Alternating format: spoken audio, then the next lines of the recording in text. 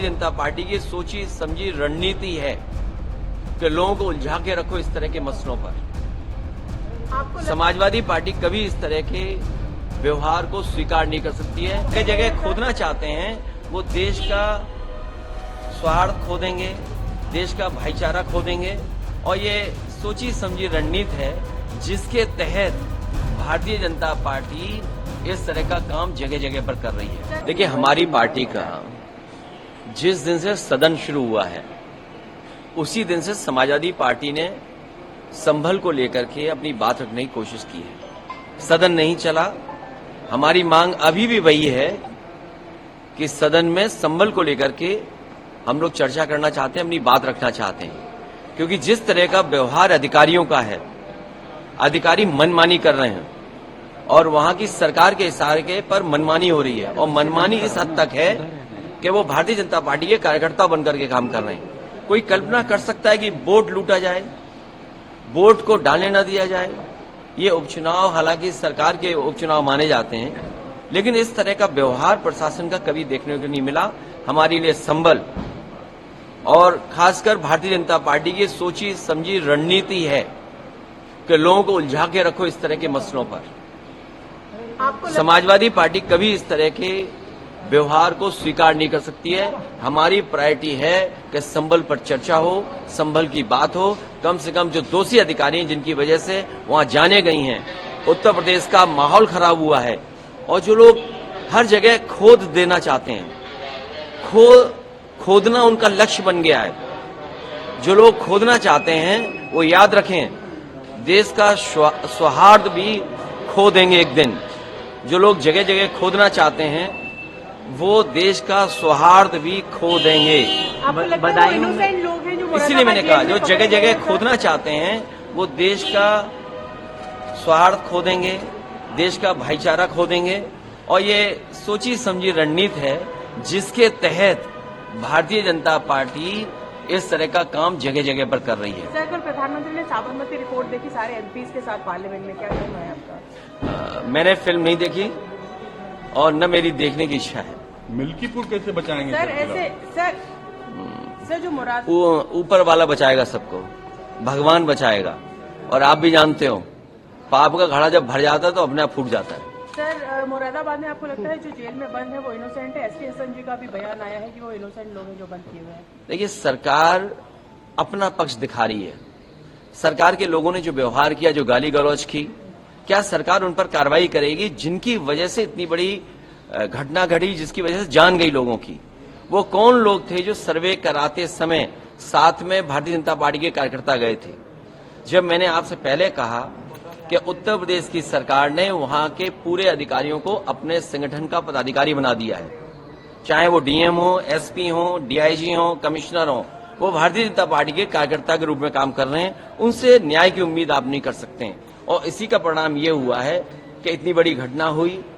दोषी अगर कोई है तो प्रशासन दोषी है, दोषी कोई है तो वो नारे लगाने वाले हैं। हर जगह जो खोदना चाहते हैं, खोदने वाले एक दिन भारत का, देश का सौहार्द भी खो देंगे। बांग्लादेश को लेकर के भारत सरकार को चिंता करनी चाहिए। भारत सरकार चिंतित हो, क्योंकि इस तरह का काम नहीं हो तो भारत सरकार क्या ताकतवर सरकार बनती है अपने आप को, अगर हमारे साधु संतों का भी सम्मान नहीं कर सकती।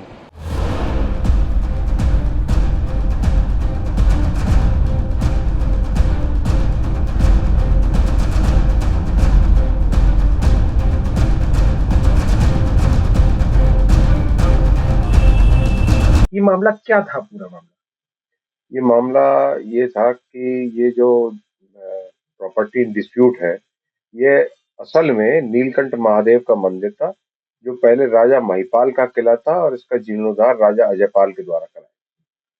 तो ये कब से शुरू हुआ मामला? ये मामला यहाँ हमारे द्वारा जो मुकदमा दायर हुआ है वो 8/8/2022 को दायर।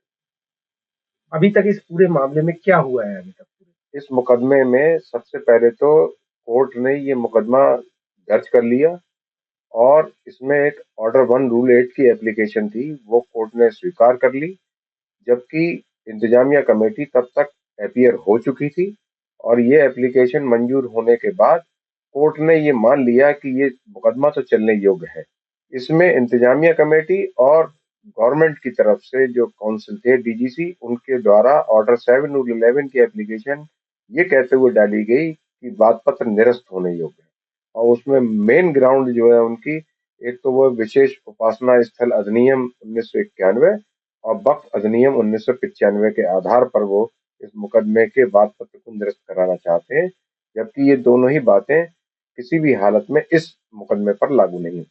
अभी ये जो वादी पक्ष है वो मुकेश पटेल वो क्या मांग कर रहे हैं? हम लोगों की मुख्य मांग जो है अपने वादी पक्ष की ओर से वो ये है कि ये जो नीलकंठ महादेव का मंदिर है, इसमें हमें पूर्व की भांति पूजा अर्चना करने की अनुमति प्रदान। तो आगे अब इसमें क्या हो सकता है? इसमें आगे सबसे पहले तो ये ऑर्डर 7 और 11 की एप्लीकेशन जब डिसाइड हो जाएगी, तब हमारी जो एप्लीकेशन पेंडिंग है सर्वे कमीशन की, उस एप्लीकेशन को हम लोग प्रेस करें। फिर आगे उसके बाद जब सर्वे कमीशन की एप्लीकेशन हमारी अलाउ हो जाएगी तो कोर्ट के सामने सर्वे कमीशन होके आएगा। उसके बाद ये मुकदमा एविडेंस के आधार पर तय होगा।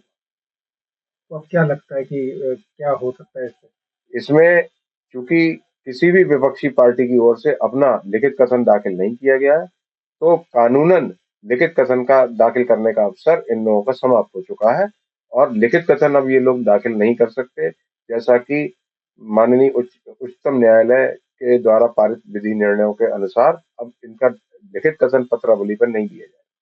अभी कुछ रूलिंग की भी बात कर रहे थे, आपकी क्या रूलिंग नया आया है? नई रूलिंग अभी 2024 में ये आई है, ये और इसमें ये ही सारे क्वेश्चन जो ये लोग यहाँ उठा रहे हैं, ये ऑलरेडी माननीय उच्च न्यायालय इलाहाबाद और माननीय उच्चतम न्यायालय दिल्ली के द्वारा डिसाइड किया है। उसमें क्या फैसला दिया है? उसमें फैसला ये दिया है कि जहाँ पुरातत्व विभाग की संपत्ति होती है वहाँ ऑर्डर विशेष उपासना स्थल अधिनियम 1991 के प्रावधान लागू नहीं होते। और क्योंकि एक पक्ष हिंदू पक्ष है, दूसरा पक्ष मुस्लिम पक्ष है, इसलिए वक्फ अधिनियम के प्रावधान भी लागू नहीं होंगे। और दूसरा, वक्फ की प्रॉपर्टी तभी कहलाएगी जब वो किसी के द्वारा डेडिकेटेड हो। ये प्रॉपर्टी किसी के द्वारा डेडिकेटेड नहीं है। ये संपत्ति जो इतिहास है, वो इतिहास इस बात का गवाह है कि प्रॉपर्टी जो इन डिस्प्यूट है नीलकंठ महादेव का मंदिर है और था, और साथ ही साथ ये मंदिर का निर्माण राजा महिपाल के द्वारा कराया गया था और उसके बाद उसका जीर्णोद्धार उनके बेटे अजय पाल के द्वारा कराया गया। तो ये प्रॉपर्टी इनके पास कैसे पहुंची? क्या साक्ष्य है इसके? इसके साक्ष्य ये है कि उसके जो बीच में वहाँ जो मुगल आक्रांता यहाँ आए, मुस्लिम शासक, उनके द्वारा ज्यादातर जगहों पर ये करा गया, जो मंदिर की जगह थी उन पर मस्जिद होना दर्शाना शुरू कर दिया गया, नमाज पढ़ना शुरू कर दिया गया, जबकि जो उसका सुपर स्ट्रक्चर है वो वास्तव में मंदिर का ही है।